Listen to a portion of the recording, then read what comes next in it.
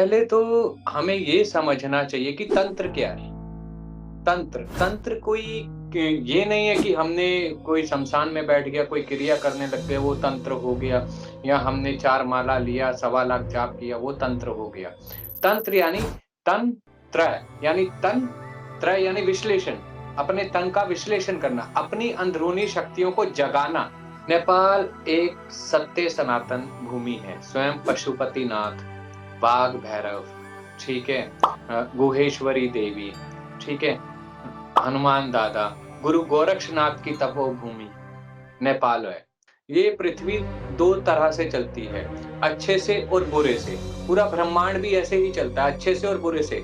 शुरू के युगों में देखो तो असुर भी होते थे, देव भी होते थे, देवियाँ भी होते थे, ब्राह्मण भी होते थे, ऋषि भी होते थे। आज भी वही है, ठीक है? बस समय बदलता चला गया। कर्म भोगी नहीं समझ पा रहा है कि कर्म क्या है। वो माया को, पैसे को, लक्ष्मी को बड़ा समझ बैठा है। लेकिन लक्ष्मी वहीं स्थिर होती है जहाँ कर्म अच्छा होता है, ठीक है? दुरुपयोग से कमाया गया पैसा दुरुपयोग में जाता है। सदुपयोग से कमाया गया पैसा सदुपयोग में जाता है। तपाईँ अदृश्य शक्तिमा कतिको विश्वास गर्नुहुन्छ? हाम्रो आँखाले देख्न नसक्ने तर अनुभव गर्न सक्ने शक्ति या भनौँ ऊर्जालाई हामी अदृश्य शक्ति भनेर बुझ्ने गरेका छौँ। अदृश्य शक्ति जसलाई अनुभव गर्न सकिन्छ तर प्रमाणित गर्न भने कठिन हुन्छ। नमस्कार, कार्यक्रम अदृश्य शक्तिमा तपाईँलाई हार्दिक स्वागत छ। म सन्तोषी अधिकारी। आज पनि कार्यक्रममा हामी अदृश्य शक्तिको बारे चर्चा लिएर उपस्थित भएका छौँ। तन्त्र, मन्त्र, साधना, ध्यान र प्रार्थनाले मानिसको जीवनमा कस्तो किसिमको प्रभाव पार्न सक्छ त? के भूत, प्रेत, पिशाच अझै पनि छन्? भगवानको कृपा प्राप्त गर्नलाई के गर्नुपर्छ त? आज हामी यी विविध विषयको उत्तर खोज्नेछौँ हाम्रो अतिथिबाट। आजको हाम्रो अतिथि हुनुहुन्छ सिद्धि प्राप्त तन्त्र साधक गुरु रुद्रनाथ। उहाँसँग हामी यी विविध विषयमा कुराकानी गर्नेछौँ। नेपालको ऊर्जाशील भूमिबाट उहाँले तन्त्र सिद्धि प्राप्त गर्नुभएको हो। यो अनुभव पनि हामी उहाँबाटै लिनेछौँ। उहाँ आफूलाई देवी कालीको भक्त, सेवक एवं महादेवजीको उपासकको रूपमा परिचय दिन रुचाउनुहुन्छ। उहाँसँग आज हामी तन्त्र साधनाको लागि ऊर्जाशील मानिने नेपालका शक्तिपीठहरूको बारेमा पनि चर्चा गर्नेछौँ। आउनुहोस् उहाँलाई कार्यक्रममा स्वागत गरौँ। स्वागत छ गुरुजी यहाँलाई हाम्रो कार्यक्रममा। हर हर महादेव, जय शम्भु, जय पशुपतिनाथ। यहाँलाई म नेपाली भाषामा प्रश्न सोध्नेछु। यहाँले चाहिँ उत्तर दिँदाखेरि हिन्दी भाषामै दिनुभए पनि हुन्छ। हुन त यहाँ नेपाली भाषाको पनि विज्ञ हुनुहुन्छ। तर पनि मैले चाहिँ हिन्दीबाटै यहाँको उत्तर चाहेँ, किनकि यहाँलाई पनि सहजता होस् भनेर। तर अर्कोचोटि चाहिँ भने हामी यहाँसँग नेपालीमै प्रश्न गर्छौँ, नेपालीमै उत्तर चाहन्छौँ। मेरो नेपाली राम्ररी छैन हजुर। तो थोड़ा बहुत बोल लेता हूँ। हजुर, तर राम्रै सुनिएको छ। गुरुजी अब यहाँ त एक सिद्धि प्राप्त तन्त्र साधक हुनुहुन्छ होइन? यो तन्त्र र मन्त्रमा चाहिँ खास के भिन्नता छ? तन्त्र केको लागि चाहिँ प्रयोग गरिन्छ र मन्त्र केको लागि उपयोग गरिन्छ? पहले तो हमें ये समझना चाहिए कि तंत्र क्या है? तंत्र तंत्र कोई ये नहीं है कि हमने कोई शमशान में बैठ गया, कोई क्रिया करने लग गए, वो तंत्र हो गया, या हमने 4 माला लिया, सवा लाख जाप किया, वो तंत्र हो गया। तंत्र यानी तंत्र तंत्र यानी विश्लेषण, अपने तन का विश्लेषण करना, अपनी अंदरूनी शक्तियों को जगाना, उसे जागृत करना, जो शिवांश हमारे भीतर है, जो पशुपतिनाथ हमारे अंदर है, उसको जगाना, ठीक है? उस ऊर्जा के साथ जुड़ना, वो तंत्र है। मंत्र यानी कोई भी हम किसी देव का, ईष्ट का मंत्र लेते हैं। एग्ज़ाम्पल के एग्ज़ाम्पल उदाहरण के कारण, जैसे देवी का, किसी शक्ति का मंत्र लेते हैं, दुर्गा का, अम्बे भवानी का ओम दुम दुर्गाय नमः, महादेव का, है ना? ओम नमः शिवाय, या काल भैरव का ओम भम काल भैरवाय नमः। हम जब इस मंत्र का उच्चारण करते हैं और इस मंत्र की ऊर्जा के साथ जुड़ने लगते हैं, वो मंत्र बन जाता है। शब्दों की ऊर्जा को नाद कहा गया है, जो हर एक नहीं समझ पाता है।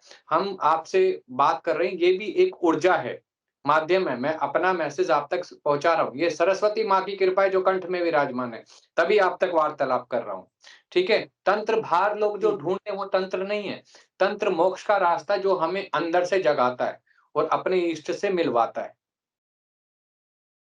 हजुर, के यो तन्त्र र मन्त्रको अहिले सदुपयोग भइरहेको छ जस्तो यहाँलाई लाग्छ? हाँ, बिल्कुल सदुपयोग भी है, इसका दुरुपयोग भी है। देखिए, ये पृथ्वी 2 तरह से चलती है, अच्छे से और बुरे से। पूरा ब्रह्मांड भी ऐसे ही चलता है, अच्छे से और बुरे से। शुरू के युगों में देखो तो असुर भी होते थे, देव भी होते थे, देवियाँ भी होते थे, ब्राह्मण भी होते थे, ऋषि भी होते थे। आज भी वही है, ठीक है? बस समय बदलता चला गया, चीज़ें और कलयुग की तरफ आगे बढ़ती चली गई। सदुपयोग वो है जब हमें पता है कि अगर हम तंत्र कर रहे हैं, हम जाप कर रहे हैं, हम कोई क्रिया कर रहे हैं, ये हमारे मोक्ष का मार्ग है। हम किसी के लिए गलत नहीं कर रहे हैं। लेकिन गलत कहाँ है? जब हम लालच में आके, किसी से पैसा लेके, उन ऊर्जाओं का, उन शक्तियों का गलत उपयोग करते हैं, तो वो गलत है। भगवान हमें ये नहीं सिखाता, हमारा इष्ट आराध्य ये नहीं सिखाता, आप पैसे लेके किसी पे भी तंत्र-मंत्र करो। महादेव ने जब शिव शक्ति के साथ संवाद हुआ था, तो तंत्र की उत्पत्ति हुई थी, ठीक है? स्वयं भोलेनाथ ने, ठीक है, शिव शक्ति के साथ जो वार्तालाप किया, अगम निगम शास्त्र बना, उसमें स्वयं महादेव ने इसे नियम में बांधा, ठीक है? और ये कहा कुपात्र को नहीं देना चाहिए, पात्र को देना चाहिए। जो मानसी इसको लायक हो, है ना? जिसको इसकी कदर हो, जिसे इसका महत्व पता हो, जो इसे गुप्त रख सकता हो, उसे ये तंत्र का ज्ञान देना चाहिए। आज गलत हाथों में तंत्र जाता है, तो लोग पैसों के लिए गलत करते हैं। महादेव ये नहीं सिखाते, भगवान ये नहीं सिखाते कि आप गलत करो। ये हमारी सोच है कि हम शक्तियों का दुरुपयोग करें या सदुपयोग करें। यो त ठुलो पाप हुनेछ यसको दुरुपयोग गरे त होइन गुरुजी? हाँ, है बहुत है। देखिए, कलयुग है, कलयुग में इंसान कर्म भोगी नहीं समझ पा रहा है कि कर्म क्या है। वो माया को, पैसे को, लक्ष्मी को बड़ा समझ बैठा है। लेकिन लक्ष्मी वहीं स्थिर होती है, जहाँ कर्म अच्छा होता है। ठीक है?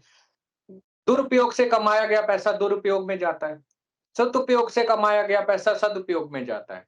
लेकिन तंत्र स्वयं शिव ने मोक्ष का रास्ता बताया था।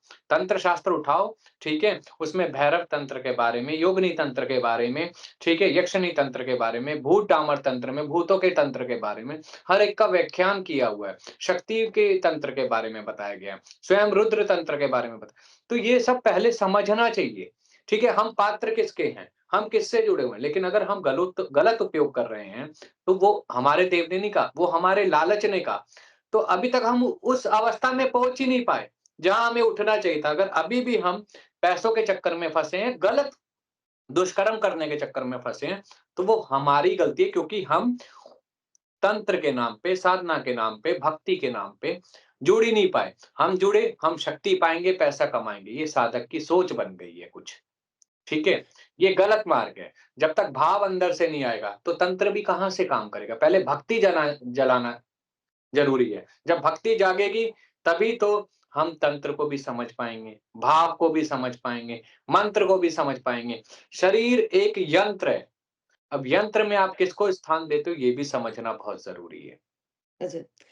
मैले सुनेअनुसार गुरुजी यहाँले नेपालबाट नै सिद्धि प्राप्त गर्नुभएको भनेर सुनिएको छ। खास चाहिँ नेपालको कुन-कुन भूभागमा गएर यहाँले चाहिँ सिद्धि प्राप्त गर्नुभयो? नेपाल एक सत्य सनातन भूमि है। स्वयं पशुपतिनाथ, बाघ भैरव, ठीक है? गुहेश्वरी देवी, ठीक है? हनुमान दादा, गुरु गोरक्षनाथ की तपोभूमि नेपाल है ना? और वहाँ आज देखिए विक्रम संवत चलता है नेपाल में, ठीक है? जो सत्य सनातन का अटूट हिस्सा है। हाँ, हर हिंदू अगर देखे उसका जन्म कुंडली बनता है या कुछ बनता है, तो वो विक्रम संवत वहाँ होता है ना? हम लोग सनातनी हैं जो इंग्लिश कैलेंडर नहीं यूज़ करते हैं। वो विक्रम संवत के हिसाब से अगर किसी का शादी-विवाह का मुहूर्त है, तो वो भी विक्रम संवत से निकाला जाता है ना? तो वो जो है वहाँ पे वो सिद्धों की, गुरु पीरों की सिद्ध भूमि रही है, ठीक है? वहाँ दुरुपयोग नहीं होता है इतना तंत्र का, ठीक है? वहाँ एक भाव है, वहाँ 2 टाइम की जोत जलती है हर घर में, एक सुबह, एक शाम को, ठीक है? वहाँ अपनी वो पूजा पद्धति नियम को नहीं छोड़ते हैं, ठीक है? तो देखिए हम जिस चीज़ को कंटिन्यू करते हैं, तो उसका ऊर्जा और उसकी एक्टिविटी, उसकी ताकत वहाँ विराजमान रहती है, पूर्ण रूप से शक्ति। तो नेपाल में पशुपतिनाथ हैं, ठीक है? पूर्ण रूप से विराजमान हैं, ठीक है? अब वहाँ गुहेश्वरी देवी है, 51 शक्तिपीठों में एक शक्तिपीठ वहाँ पर है। तो यह कोई सरल नहीं है, ये अनंत अनंत कृपा है क्योंकि वहाँ वो भाव है, पूजा करने का तरीका, पितृ पूजा, ठीक है? पंचायनी पूजा, है ना?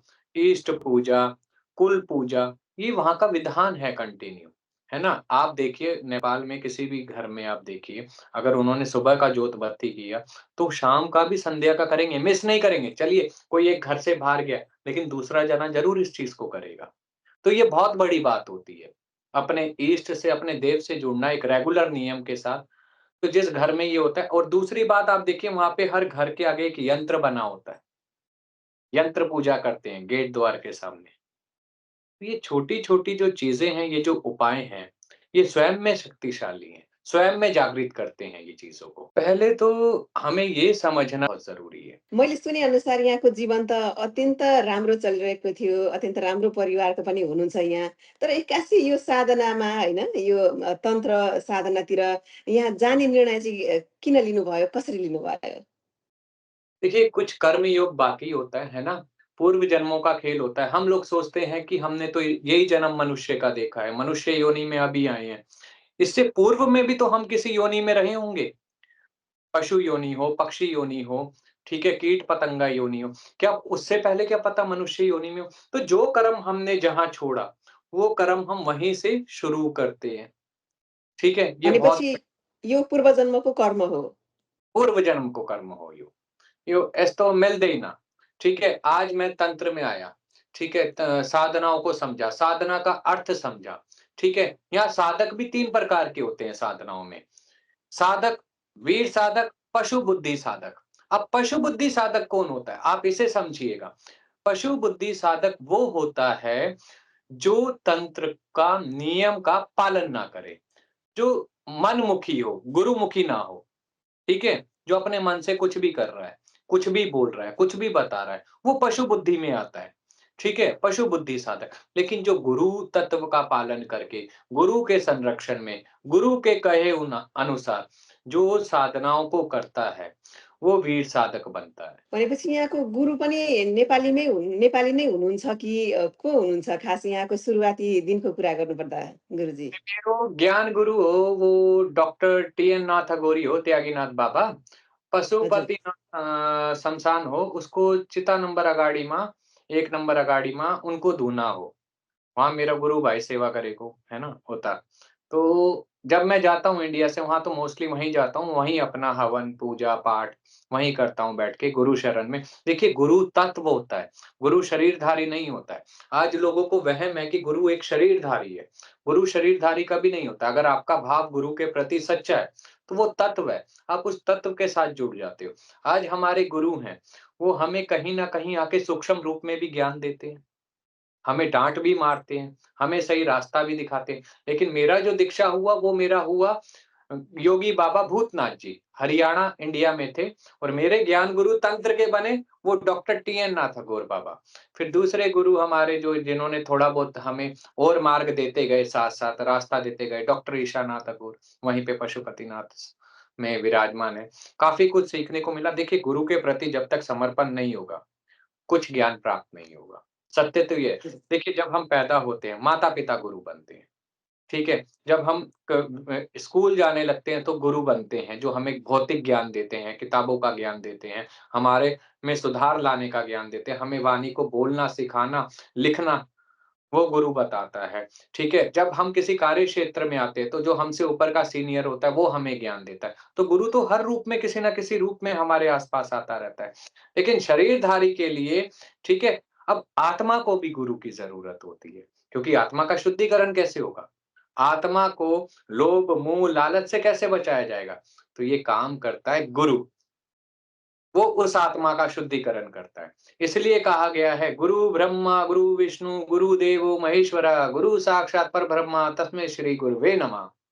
कारण यही है, क्योंकि आत्मा को शुद्ध करने के लिए, शरीर शुद्ध करने के लिए, ठीक है, शरीर से कार्य लेने के लिए हमें हर एक जगह कोई ना कोई गुरु रूप में मिल जाता है। लेकिन आत्मा को शुद्ध करने के लिए कोई विरला ही गुरु मिलता है और गुरु को हम नहीं ढूँढते हैं, गुरु हम तक ढूँढता हुआ अपना शिष्य ढूँढता है, क्योंकि हम में इतना सामर्थ्य नहीं हम गुरु को ढूँढ सकें, गुरु तत्व को ढूँढ सकें।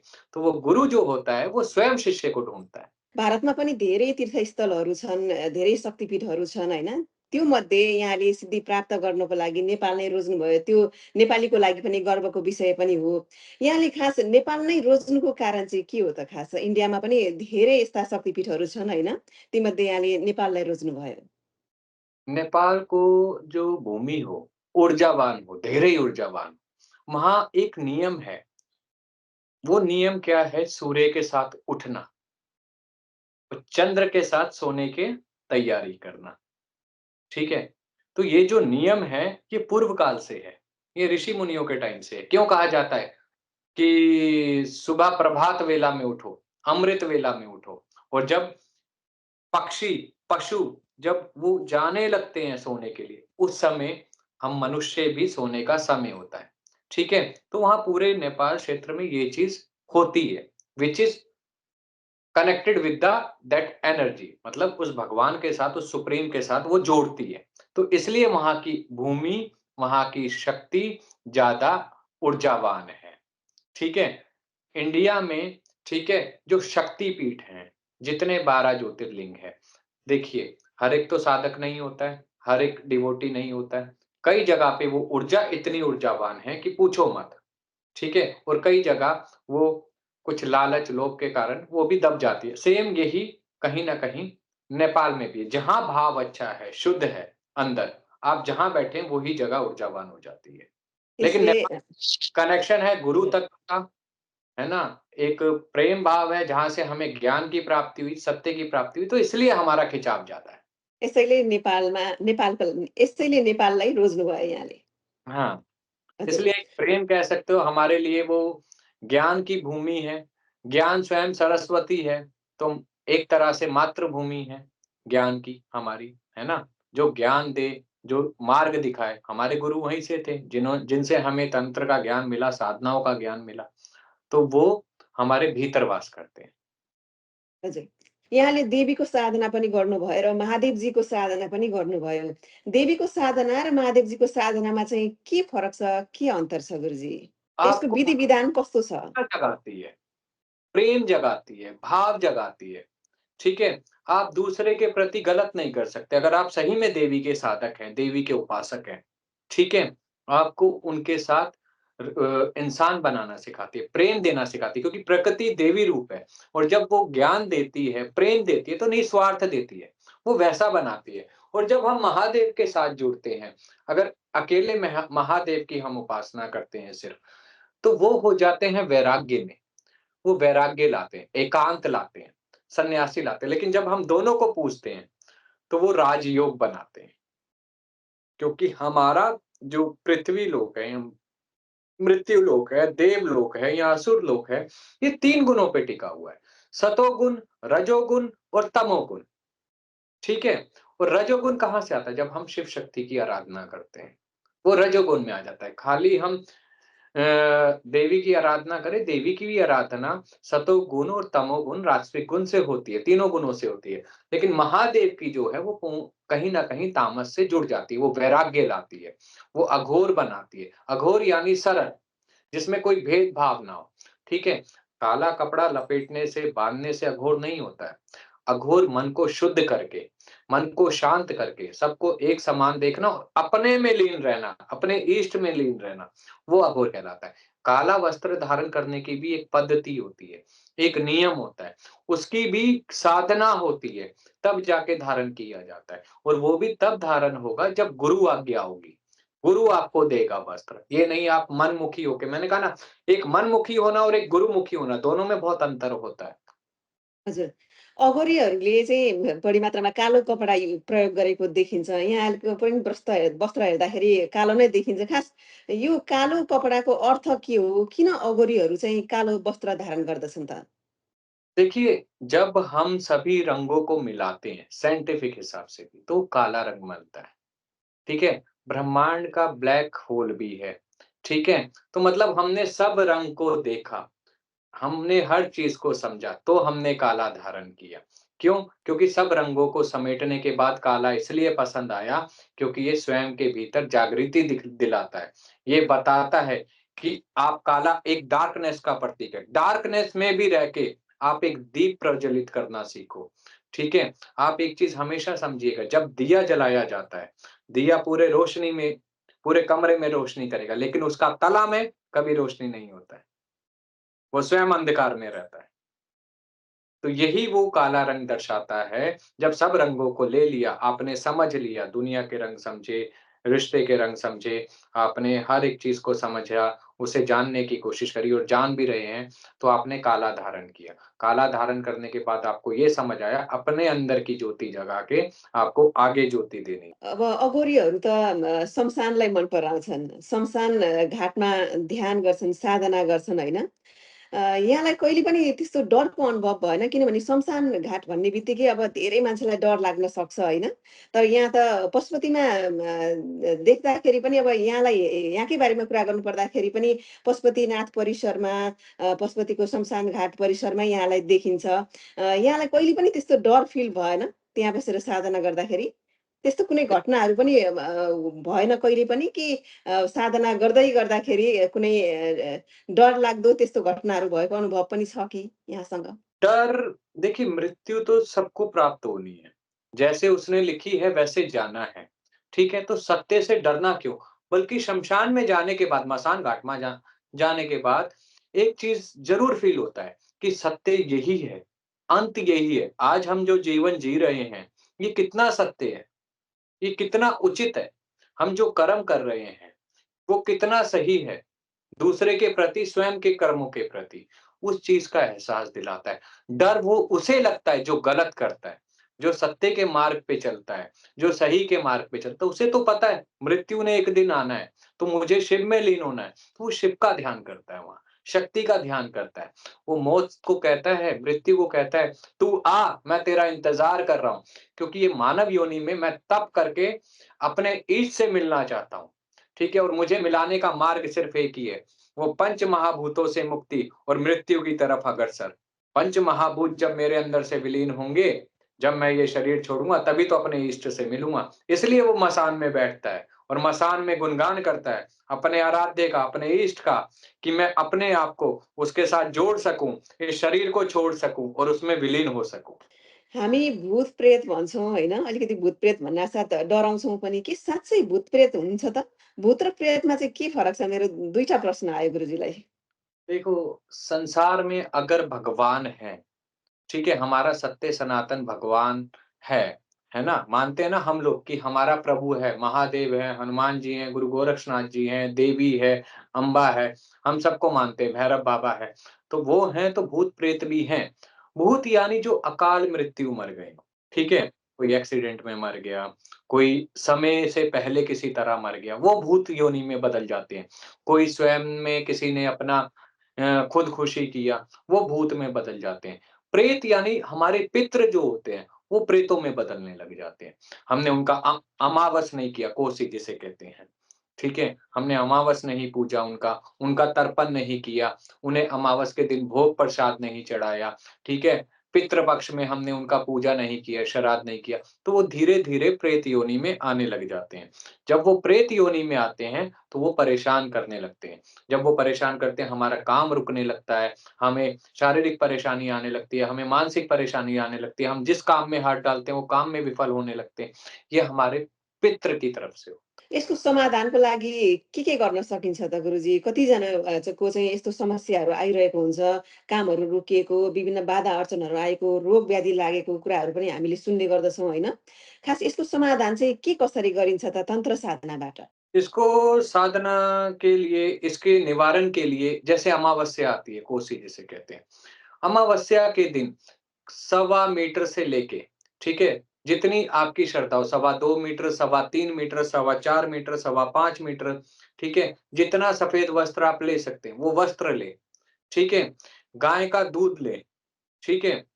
और काले तिल लें, जौ लें, ठीक है? जौ का आटा लें, शहद लें। अब इनका छोटा-छोटा पिंडी बनाना चाहिए। पिंडी बनाने के बाद उससे शहद स्नान कराना चाहिए। उस वस्त्र को बिछा के उस पे पिंडियाँ रखनी चाहिए। किसी नदी किनारे जैसे बागमती नदी है, बागमती गंगा है हमारी नेपाल में मैया, ठीक है? तो वहाँ किनारे पे धूप-दीप देना चाहिए। ओम पितृदेवताभ्यो नमः का जाप करना चाहिए, ठीक है? इस जन्म के और पूर्व जन्म के हमारे जो तृप्त अतृप्त पितृदेव हैं, उनको मैं यही भोग दे सकता हूँ। गाय का दिया लगाना चाहिए, तो वो भोग देने के बाद उस हर पिंडी को नदी में विसर्जन करना चाहिए, साथ में ब्राह्मण को खीर का भोग खिलाना चाहिए और कुछ दक्षिणा देनी चाहिए। ये सबसे सरल उपाय है, हर अमावस पे अगर कर लें, तो घर में कोई समस्या नहीं आएगी प्रेत बाधा की। यसको लागि कुनै साधकको आवश्यकता अथवा गुरुजीको आवश्यकता पर्छ कि स्वयं व्यक्तिले आफैले पनि गर्न सक्छन्? आप ही कर सकते हैं। ये उपाय खुद करने के लिए उत्तम है। ये सरल विधि है। कोई देखिए पितरों का अमावस को तर्पण हो जाए, है ना? ये आप खुद भी कर सकते हो। लेकिन अगर किसी कन्या की शादी होके वो दूसरे घर चली गई है, ठीक है? तो वो अपने जो माता-पिता का घर छोड़ के आई है उनके लिए वो नहीं कर सकती क्योंकि उसका कन्यादान हो गया है। लेकिन हाँ, ये पुत्र, बहू जिस घर में गई है वो ये कर सकते हैं। अब पूजापाठ त हामी दिनहुँ गर्छौँ, सबैले गर्छन् होइन? पूजापाठको पनि निश्चित विधि-विधान हुन्छ। त्यो विधि-विधान धेरैलाई थाहा नहुन पनि सक्छ। कतिले विधि पुराएर गर्नुहुन्छ होला, कतिले गर्नुहुन्न होला। खास पूजा गर्ने विधि चाहिँ के हो त? कसरी हामी पूजा गर्दाखेरि चाहिँ भगवान खुसी हुनुहुन्छ र उहाँको कृपा प्राप्त गर्न सक्छौँ? देखो, सबसे सरल होता है जो हमारे कुल के देवी-देवता हैं, कुल माँ जो पूजते हैं, उनके नाम की घर में सुबह-शाम एक घी के जोत की जोत लगाओ, ठीक है? उनका भोग प्रसाद क्या है? अब किसी के कुल में काली देवी पूजती है, ठीक है? और उनके पीढ़ियों से बलि का विधान चलता आ रहा है ना? बलि को भी नियम हो, है ना? तो वो उस हिसाब से भोग भोग दे उन्हें, है ना? और कुल की पूजा हमेशा पूर्णिमा के दिन करे, ठीक है? पूर्णिमा को कुल की पूर्णिमाको दिन। चाहिए। हाँ, जितनी अच्छे से करेगा उतना अच्छा हो। जो मनुष्य, जो व्यक्ति शरीरधारी, कुल, पितृ और अपने इष्ट इन 3 को डेली पूजता है, उसकी लाइफ में कोई समस्या नहीं आती। अगर समस्या है तो वो भी चली जाती है। सबसे सरल है, एक धूप लगाओ, एक दीप लगाओ, थोड़ा-सा जल गिलास में रख के वो मंदिर में रखो, थोड़ा भोग लगाओ और उनकी एक-एक माला सुबह-शाम जाप करो। बस। हामीले 3 वटा शक्तिलाई पूजा गर्नुपर्छ। जस्तो यहाँले कुल भन्नुभयो, पितृ भन्नुभयो र इष्टदेव भन्नुभयो। 3 जनालाई छुटाउनु भएन हामीले पूजा गर्दाखेरि। पहले हम करेंगे अगर किसी का गुरु धारण नहीं है ना? नॉर्मल पूजा करते हैं, कइयों के गुरु नहीं होते, तो वो सबसे पहले गणेश जी का आह्वान करें, कोई भी हो। क्योंकि कोई भी मंगल कार्य करते हैं, हम गणेश जी से करते हैं। ओम गण गणपताय नमः का जाप करके, ठीक है? फिर अपने इष्ट का जाप कर ले। जैसे मेरे इष्ट आराध्य महादेव है, ओम नमः शिवाय, ओम महाकालाय नमस्तुभ्यम, ठीक है? उसके बाद देवी का जाप करना चाहिए। कोई भी देवी हो, जैसे फॉर एग्ज़ाम्पल किसी की वैष्णवी देवी है, तो उनका निर्वाण मंत्र का जाप करना चाहिए, 9 वर्ण, है ना? ओम ऐं ह्रीं क्लीं चामुंडाय विच्चे, ठीक है? किसी की दुर्गा देवी हैं, ओम दुम दुर्गाय नमः, किसी की काली हैं, तो ओम क्रीं कालिकाय नमः। तो इस प्रकार वो अपने पूजा-पाठ और लास्ट में अपने पितरों को ओम पितृ देवताभ्यो नमः कह के जाप करना चाहिए। हामीसँग धेरै देवी-देवता हुनुहुन्छ होइन? अब 33 कोटी देवी-देवताको धनी छौँ हामी। तीमध्ये कुन देवी-देवतालाई चाहिँ हामीले मान्नुपर्छ भनेर कन्फ्युजन पनि हुनसक्छ। धेरै देवी-देवता मान्छौँ हामी त होइन? हामीले चाहिँ मान्नुपर्ने कसलाई हो र कसरी पुज्दाखेरि चाहिँ उहाँहरूको कृपा प्राप्त हुन्छ त? सूर्य देव की पंचायन पूजा जो हम लोग करते हैं, वो करें, सबसे सरल रहता है। देखिए, हम पूजा में जितना उलझेंगे, जितना अपने आप को उलझाएँगे, उतना जो हमारा भाव है, वो भी बढ़ता हुआ चला जाएगा, है ना? हमें भाव को बाँटना नहीं है। कहते हैं ना, "एक साधे सब सधे, सौ साधे एक बिना सधे।" हुँ, ठीक हुँ। है? तो हमें कोई एक पकड़ के जिसकी तरफ मेरा झुकाव है, जिसे मैं सबसे ज़्यादा मानता हूँ, उसका हाथ पकड़ लो, उसके चरण पकड़ लो, कहीं और जाने की ज़रूरत ही नहीं। क्यों गुरु को सबसे बड़ा बताया गया, ठीक है? भगवान से ऊपर भी रखा गया। गुरु ब्रह्मा, गुरु विष्णु, गुरु देवो महेश्वरा, गुरु साक्षात् परब्रह्मा तस्मै श्री गुरुवे नमः। मतलब गुरु ही एक ऐसा तत्व है जिसमें त्रिदेव आ जाते हैं, त्रिशक्तियाँ आ जाती हैं। तो जिसने गुरु को पकड़ा उसे ज्ञान मिल गया, उसे उसके इष्ट मिल गए, उसे सब मिल गया। इसी प्रकार जो अपने इष्ट के प्रति, अपने कुल के प्रति समर्पित है, किसी एक को पकड़ ले। जैसे मैं महादेव के प्रति, शक्ति के प्रति, नरसिंह देव के प्रति समर्पित, है ना? मेरे आराध्य इष्ट। उसी प्रकार कोई एक जैसे काली के प्रति है, तो उसके लिए शिव भी काली है, काली भी शिव है, सब उसे काली में ही नज़र आएँगे। तो वो जिस दिन भाव होगा ना, तो भटकने की ज़रूरत नहीं। सॉरी। अभी हम क्या करते हैं, हमने ये देवी भी पूज ली, वो देवता भी पूज लिया, ये देवता भी पूज लिया, हमने ये भी कर लिया, लेकिन हमारा काम नहीं बन रहा है। क्यों नहीं बन रहा है? क्योंकि हम खुद भटकाव में हैं। जब हम ही हजुर। भटकाव में हैं, तो काम कहाँ से बनेगा? भरोसा तो रखो उस एक पे। सच्चा मनले एकजनालाई सम्झिनुभयो भने कृपा अवश्य पनि प्राप्त हुन्छ। हुन्छ। अब धेरै व्यक्तिहरू मांसाहारी पनि हुनुहुन्छ होइन? अब शाकाहारी पनि हुनुहुन्छ। मांसाहारी व्यक्तिले धार्मिक कार्य गर्नुहुन्छ कि हुँदैन? मांसाहारी व्यक्ति धार्मिक हुन सक्छ? यो प्रश्न हाम्रो एकजना दर्शकको रहेको छ, त्यसकारण मैले यहाँलाई गरेँ। बिल्कुल हो सकता है, क्यों नहीं हो सकता है?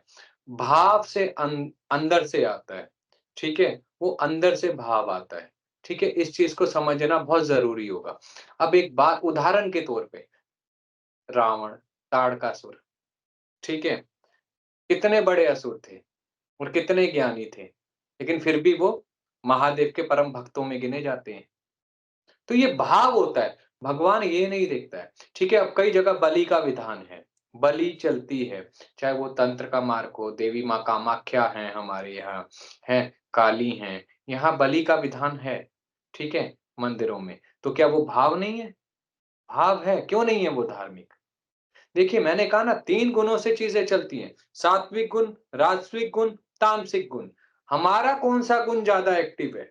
हम कौन से गुण के साथ ज़्यादा एक्टिव है? किसी का तामसिक गुण ज़्यादा एक्टिव होता है, किसी का सात्विक गुण ज़्यादा एक्टिव होता है, किसी का राजसिक गुण ज़्यादा एक्टिव होता है।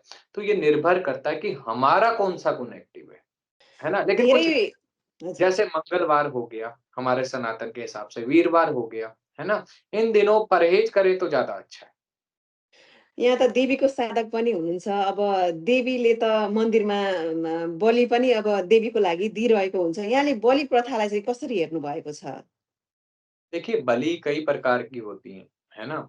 जैसे मेरे अंदर कोई कमी है, मेरे अंदर कोई ऐसी चीज़ है जो मैं छोड़ना चाहता हूँ, तो मैं उसका संकल्प लेके भी तो बलि रूप में चढ़ा सकता हूँ कि आज के बाद मुझे ये नहीं चाहिए, ना मैं ये दुष्कर्म करूँगा, ना ये मैं पाप करूँगा। तो जल लेके मैंने माँ के आगे वचन दिया और छोड़ दिया, ये भी एक बलि रूप है, ठीक है? सात्विक बलि में अनार की बलि आ जाती है, नींबू की बलि आ जाती है ना?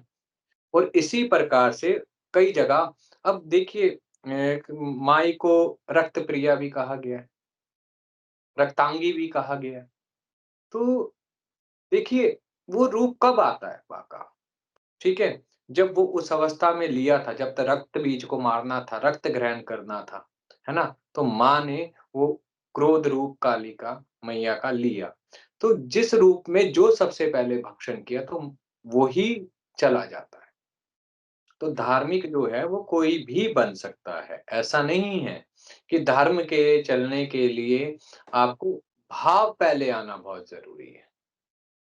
वो अंदर से जुड़ाव, वो लगाव आना ज़रूरी है। धीरे-धीरे उसकी इच्छा होगी तो वो मांस भी छोड़ देगा। हजुर। हाँ, अन्य अन्य साधक र अघोरी बीच चाहिँ के अन्तर छ गुरुजी? साधक र अन्य अघोरीमा चाहिँ फरकपन के छ? देखिए साधक का अर्थ पहले समझो। साधक यानी स्वयं को साधना साधक, ठीक है? यहाँ पहलू अलग-अलग होते हैं। तंत्र की कई शाखाएँ हैं, ठीक है? अघोर एक शाखा है, ठीक है? कपालिक एक शाखा है, ठीक है? अब एक घर में जो भक्त होते हैं वो एक शाखा है, झाकरी एक शाखा है। मूल जड़ कौन है? इसकी मूल जड़ है शिव शक्ति। है ना? वहाँ से तंत्र की उत्पत्ति हुई। तो ये कि जैसी क्रियाएँ होती हैं, अब अघोरी में भी थोड़ा फ़र्क होता है। अघोरा वो जो अपने स्वयं में मस्त है, अपने इष्ट मंत्र जाप में मस्त है, उसे कोई मतलब नहीं। चलता-फिरता सिर्फ़ इष्ट का जाप चल रहा है, अपने आराध्य का जाप चल रहा है। वो अघोरा, उसे किसी से कोई लेना-देना नहीं। अघोरी वो, जो मसान में बैठ के क्रियाओं से अपने देवी-देवताओं आराध्यों को प्रसन्न कर रहा है। अघोरा का कोई स्थान नहीं होता है। अघोरा चलता रहता है, दौड़ता रहता है, निरंतर बढ़ता रहता है आगे अपनी यात्रा में। लेकिन अघोरी एक स्थान पकड़ के कुछ समय बाद किसी श्मशान में विराजमान हो जाता है। वो क्रियाओं से महादेव को, शक्तियों को प्रसन्न करता है।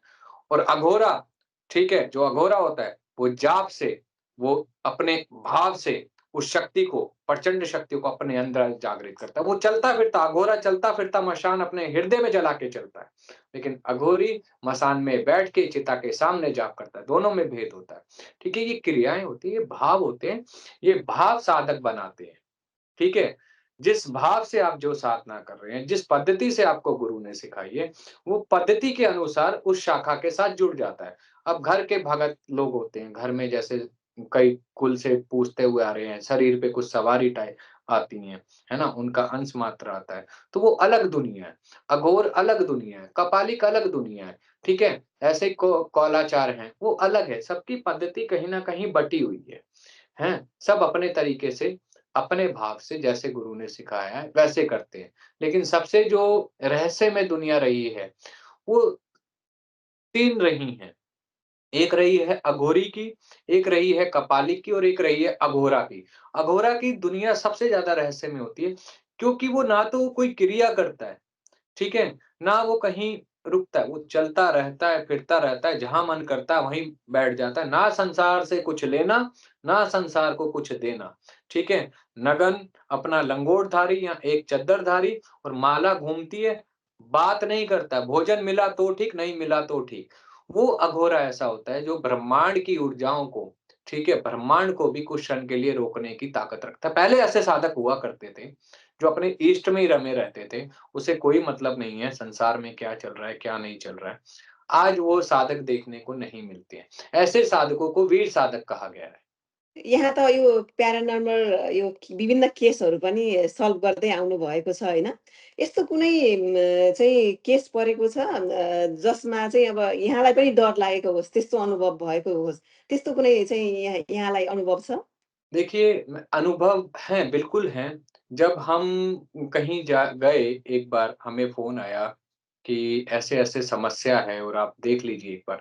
जब हम गए तो वहाँ पे पैरानॉर्मल एक्टिविटी थी शरीर में, मैं इसे मार दूँगा, मेरे को इसने भेजा है, मैं ये कर दूँगा, वो कर दूँ।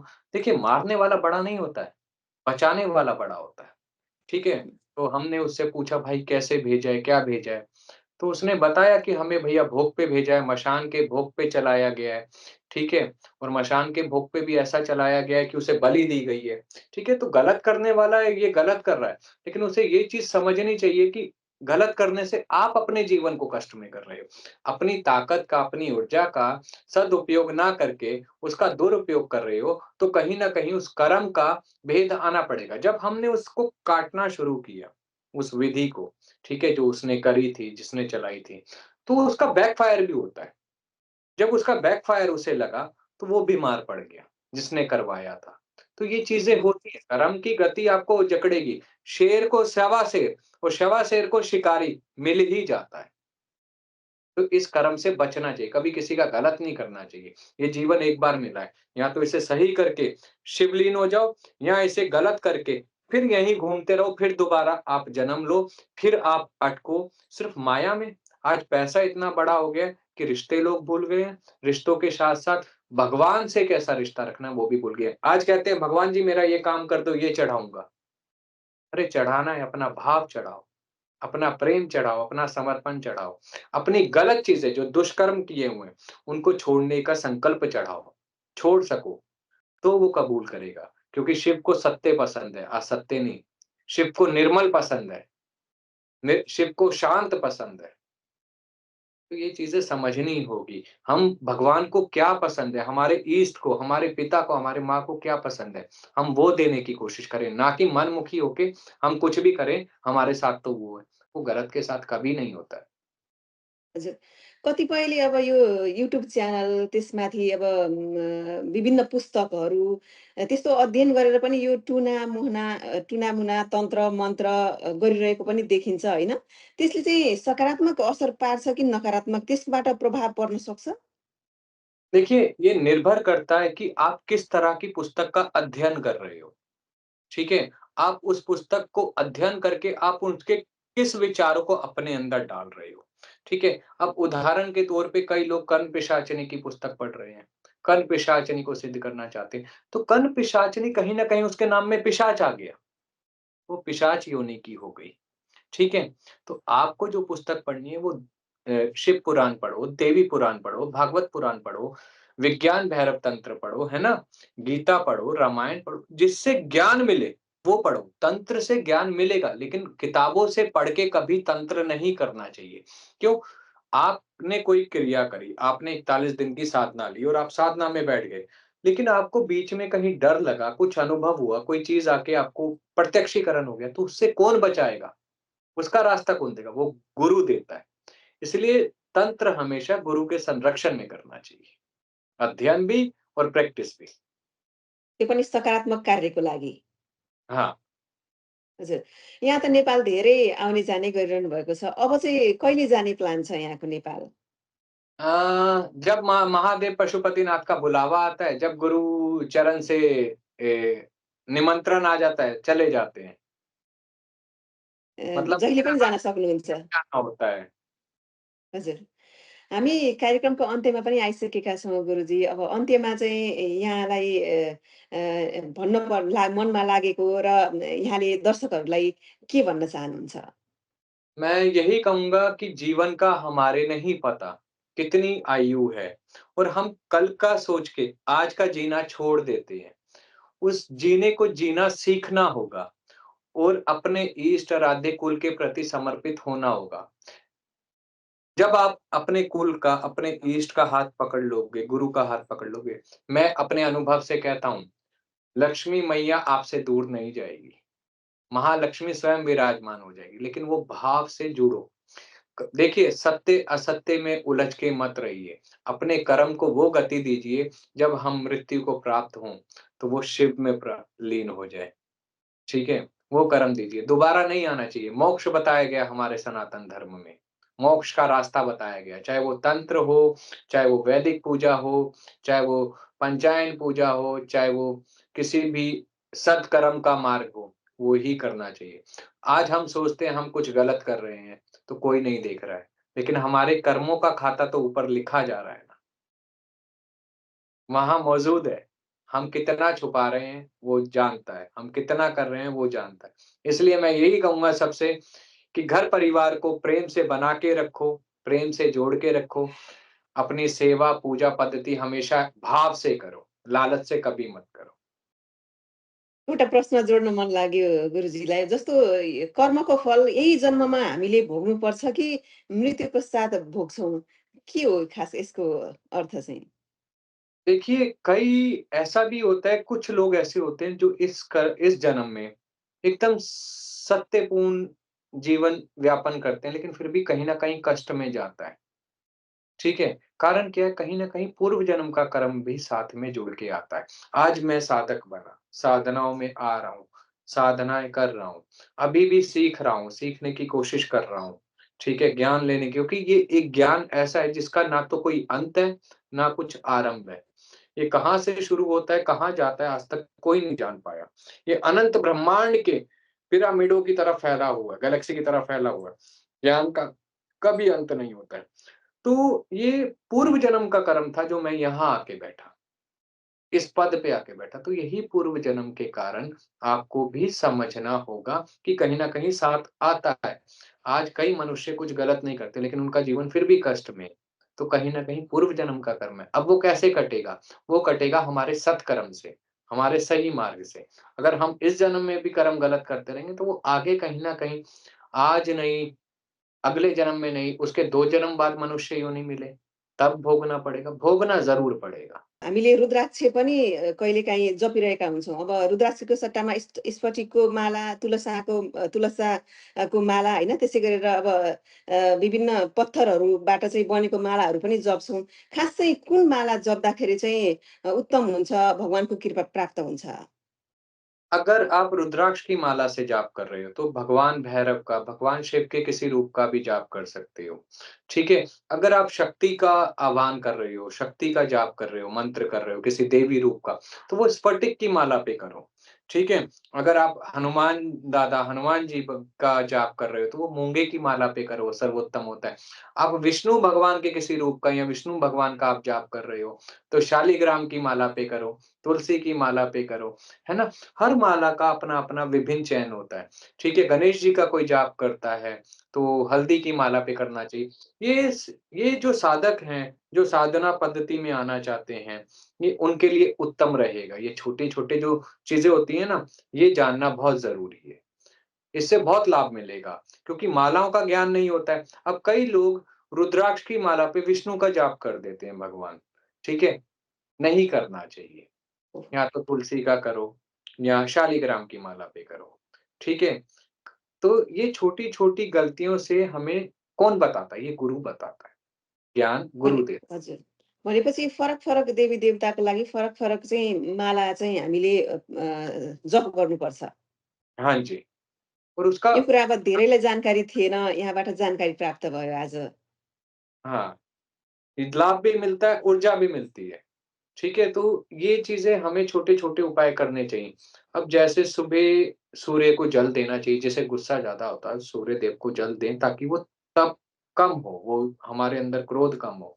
चंद्र देव को जल दें पूर्णिमा के पूर्णिमा, है ना? अर्घ देना चाहिए, गुस्सा कम होगा। चांदी पहने ज़्यादा से ज़्यादा, है ना? गुस्सा कम होगा क्योंकि चांदी ठंडी होती है। जिस इंसान को मनुष्य को क्रोध ज़्यादा आता हो, गुस्सा ज़्यादा करता हो, उसे सोना नहीं डालना चाहिए। सोना गर्म है धातु, उसे चाँदी डालनी चाहिए। करना चाहते हैं, गुरु धारण करना चाहते हैं, तो गुरु नियम के सिर्फ़ यही पालन होता है कि गुरु के प्रति समर्पित हो जाओ। अगर कहीं पर, ठीक है, गुरु दीक्षा के नाम पे आपसे 20,000, 21,000, 51,000 माँग रहे हैं, तो वो बिज़नेस चल रहा है। इस चीज़ को ध्यान रखें, आपने पैसा दिया और गुरु मंत्र लिया, ये काम नहीं करेगा। तो मैं इतना ही कहूँगा, एक भाव के साथ जो आज हमने ज्ञान को आदान-प्रदान किया, आप एक माध्यम बने हैं। उस शिव कृपा से आप माध्यम बने हैं, सही ज्ञान सब तक पहुँचे। तो मैं आपका आभारी हूँ इसमें। धन्यवाद गुरुजीलाई।